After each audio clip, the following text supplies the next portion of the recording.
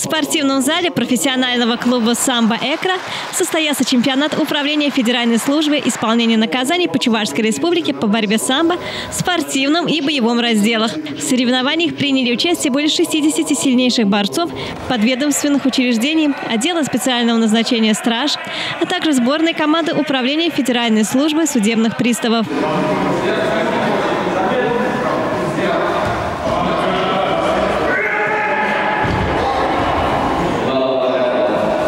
В яркой и бескомпромиссной борьбе сотрудники-спортсмены показали богатый арсенал боевых приемов. Сегодня принимал участие на соревнованиях по борьбе самбо. Это отборочные соревнования.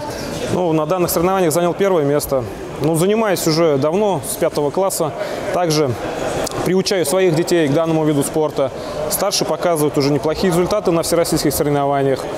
Младшему тоже 6 лет. Скоро уже, буквально с этого года начнем тренироваться. По итогам соревнований в командном зачете призовые места распределились следующим образом. Первое место – отдел специального назначения «Страж».